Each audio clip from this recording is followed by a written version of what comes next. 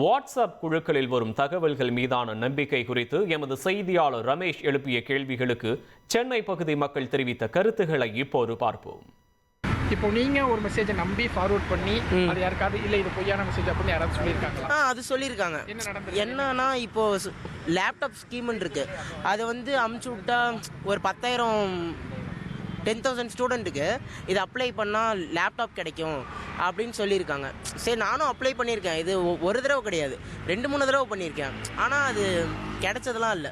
அது எப்படின்னா ஒரு 10 பேருக்கு ஷேர் பண்ணால் கிடைக்கும், 10 பேருக்கு ஷேர் பண்ணிட்டு நீங்கள் இதை ஃபில் பண்ணுங்கள் கிடைக்கும்பாங்க. ஆனால் அதெல்லாம் இல்லை, ஃபேக்கு தான். ஃபஸ்ட்லலாம் நான் வாட்ஸ்அப் மெசேஜஸ்லாம் ரொம்ப உண்மை நம்பி நான் நிறைய ஃபார்வர்ட் பண்ணியிருக்கேன் குரூப்லலாம். திடீர்னு அது ரொம்ப ஓல்டு மெசேஜ், இதை போய் இப்போ ஃபார்வர்ட் பண்ணுறியே அப்படின்னு சொல்லுவாங்க. ரொம்ப அசிங்கமாகிடுச்சு.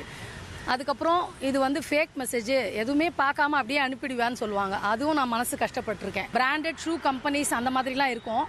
ஸோ அதில் ஒரு 10 மெம்பர்ஸ்க்கு ஃபார்வர்ட் பண்ணுங்க அப்படின்லாம் சொல்லுவாங்க. சரி, ஏதோ ஃப்ரீயாக கிடைக்குதுன்ற மாதிரி நினச்சி நம்ம அனுப்பிடுவோம். அது அப்புறம் அப்படியே அது லிங்க் மாதிரி போயிட்டே இருக்கும். இதை முடிங்க அதை முடிங்க, எதுவுமே அது வந்த பாடம் இருக்காது.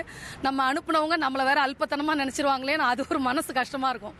ஸோ இந்த மாதிரி ஒரு எக்ஸ்பீரியன்ஸ் தான் இருக்குது. நம்ம எதுவுமே நம்ம நம்பி ஃபார்வர்ட் பண்ணிடக்கூடாது. உண்மையாக என்னென்னு ஆராய்ச்சி பார்க்குறது தான் நல்லது.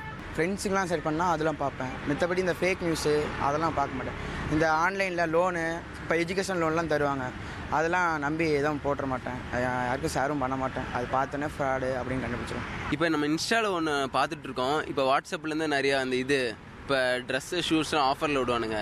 அது கீழே வாட்ஸ்அப் நம்பர் தான் ஃபஸ்ட்டு தருவானுங்க. அதை நம்ம இது பண்ணும் போது ஃபஸ்ட்டு அதில் போய் அந்த அமௌண்ட்லாம் ப்ரைஸ் அடிக்கும் போது இந்த ஷர்ட்டு எல்லாம் அமுச்சு விட்ருவானுங்க. இப்போ நம்ம சில டைம் அவன் அக்கௌண்ட் நம்பர் அமுச்சு விட்ருவானுங்க. சில டைம் காசு அவனுக்கு அமுச்சு விட்டா சில டைம் வராமல் கூட இருக்கும். என் ஃப்ரெண்டுக்கு அப்படி தான் ஆச்சு. அவன் என்ன பண்ணான், ஷூ நைக் ஷூ ஆர்டர் போட்டான். அது என்னாச்சு, காசுலாம் அமுச்சு விட்டான். அது பட்டு அது ஃபேக்கு. அதனால தான் நிறைய பேர்த்துக்கு இந்த ஃபேக்கான இதெல்லாம் நம்பக்கூடாதுங்கிறது. எல்லா மெசேஜும் நம்ப மாட்டோம். அது உண்மையாக இல்லையான்றத இந்த மாதிரி சப்போஸ் ஒரு திடீர்னு ஒரு மெசேஜ் வந்ததுன்னா ராங் மெசேஜை நம்ம ஃபார்வர்ட் பண்ணக்கூடாது. முதல்ல அது தேவையில்லாத ஒரு இதை க்ரியேட் பண்ணும். நிறைய பேர் அந்த மாதிரி எல்லாம் ஃபார்வர்ட் பண்ணி பெரிய இஷ்யூஸ்லாம் ஆயிருக்கு.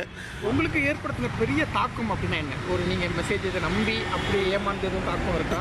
ஏமாந்ததுன்ட்டு இல்லை, இந்த கொரோனா டைமில் இது ரொம்ப எல்லாரையும் ஒரு பயம்படுத்துகிற மாதிரி, பீதியை கலப்புற மாதிரி குரூப்லலாம் நிறைய வந்து நியூஸை கேட்டு பைத்தியமாலாம் ஆகி கடைசியில் நியூஸ் எல்லாம் க்ளோஸ் பண்ணிட்டோம். டிவியே பார்க்குறதில்ல. டிவி, மொபைல் எதுவுமே தொடாமலாம் அந்த மாதிரிலாம் இருந்திருக்கும். ஏன்னா ரொம்ப தாக்கத்தை ஏற்பட்டிருந்து அந்த டைமில் தான். வாட்ஸ்அப் குழுக்களில் வரும் தகவல்களுக்கு எப்போதும் யாரும் பொறுப்பேற்பதில்லை. நம்பகத்தன்மை இல்லாத வாட்ஸ்அப் தகவல்களை இறுதியாகவும் உறுதியாகவும் எப்போதும் நம்ப வேண்டாம்.